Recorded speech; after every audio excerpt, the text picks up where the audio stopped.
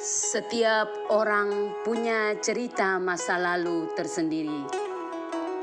Ada masa lalu yang indah dan ada masa lalu yang kelam. Masa lalu tidak pernah dapat diubah, tetapi masa lalu bisa diperbaiki dan sebagai cermin untuk menata kehidupan yang lebih baik. Ketika seseorang terjebak dalam lumpur dosa, pasti ada rasa ketakutan, tidak damai, dan terus terintimidasi oleh kesalahan, sehingga akan terus menambah kesalahan yang satu untuk menutupi kesalahan yang lain, dan bahkan akan terus berusaha untuk bersembunyi dan mungkin lari dari kenyataan hidup. Apapun realita kehidupan, kita harus menghadapi, sekalipun kita punya kesalahan akibat kesengajaan yang kita perbuat maupun tidak sengaja.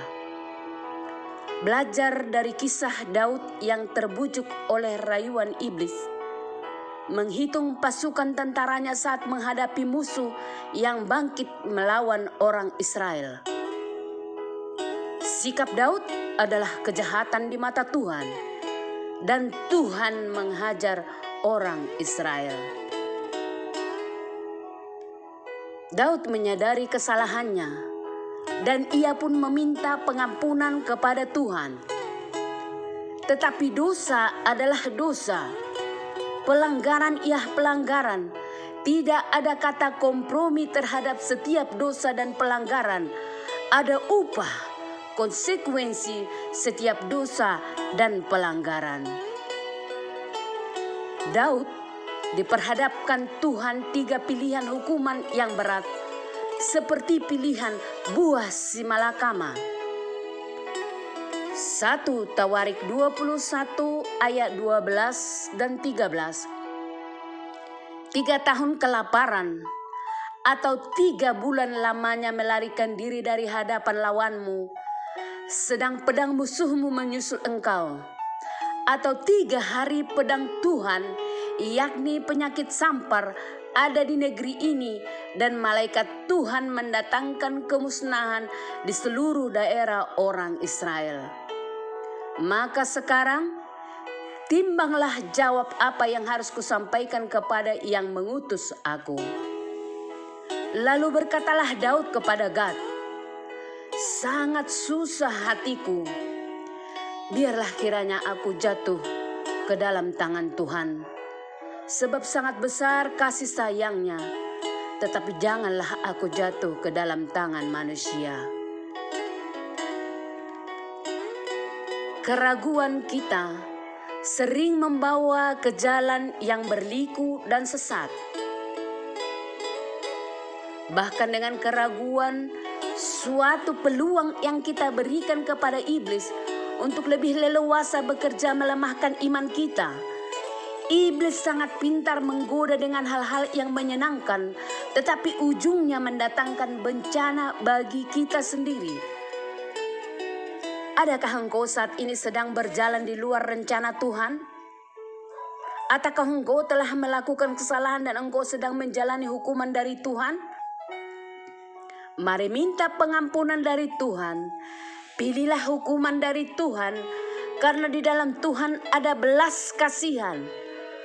Tuhan memampukan engkau melewati setiap proses dari Tuhan, karena Tuhan sangat tahu batas kemampuan dan keterbatasanmu. Dan Tuhan tidak pernah memberi kepadamu hukuman melebihi dari batas kemampuanmu. Biarlah kuasa Tuhan yang terus bekerja dalam hidupmu. Jangan batasi kuasa Tuhan dengan keraguanmu. Sekalipun engkau dalam kekecewaan, kesedihan, ketidaksesuaian apa yang engkau harapkan dengan kenyataan hidup. Mungkin juga engkau sudah sampai di titik terendah. Engkau harus tetap percaya kepada Tuhan. Jangan terlalu bersedih dengan kondisimu saat ini. Saat engkau menyerahkan seluruh hidupmu kepada Tuhan, Ia akan bertindak. melakukan mujizat dalam hidupmu yang tidak pernah engkau pikirkan dan di luar jangkauanmu. Apapun kondisimu, mari tetap berjalan dalam rencana Tuhan. Jangan lari dari kenyataan, hadapi dan berproseslah bersama Tuhan. Berdoa dan baca firman-Nya untuk memampukan engkau melewati setiap perkara hidupmu. Dan jadilah tetap cahaya terang, berkat buat orang lain. Puji Tuhan, kita berdoa. Kembali kami datang di hadapan-Mu mengucap syukur Tuhan atas pemeliharaan kehidupan kami. Hingga kami boleh saat ini juga datang di hadapan-Mu untuk memuji dan memuliakan nama-Mu Tuhan. Kami mau berserah di hadapan-Mu. Biarlah otoritas-Mu, kasih dan penyertaan-Mu yang terus memelihara kehidupan kami Bapa. Karena kami menyadari tanpa-Mu kami tidak bisa menjalani kehidupan ini Tuhan. Tanpa-Mu hidup kami berarti Bapa. Kami mau serahkan seluruhnya kepadamu. Biarlah kehidupan kami ini semakin hari semakin menyenangkan Engkau Tuhan. Supaya kami berharga Tuhan. Supaya hidup kami Tuhan boleh menjadi berkat juga buat yang lain. Ya Bapa, biarlah kami Tuhan tetap di dalam rencana-Mu. Sering kami Tuhan lalai, sering kami Tuhan melanggar apa yang Kau perintahkan kepada kami Tuhan. Ampuni kami Tuhan. Biarlah kami hanya boleh di dalam penghukuman yang daripada-Mu Tuhan. Karena kami tahu di dalam Kau ada belas kasihan. Di dalam Engkau Tuhan ada kasih, ada penyertaan di saat kami di dalam proses. Ya Bapa, berikan kami Roh Kudus-Mu, supaya kami Tuhan mampu menjalani setiap kehidupan kami Tuhan, yang menuntun kehidupan kami, supaya kami Tuhan boleh berjalan sesuai dengan rencana-Mu yang indah bagi kami. Ya Tuhan, kehidupan kami, kenyataan yang kami hadapi saat ini Tuhan, kami mau serahkan seluruhnya kepadamu Tuhan. Engkau sangat tahu apa yang kami butuhkan. Engkau sangat tahu apa yang kami perlukan Tuhan saat ini.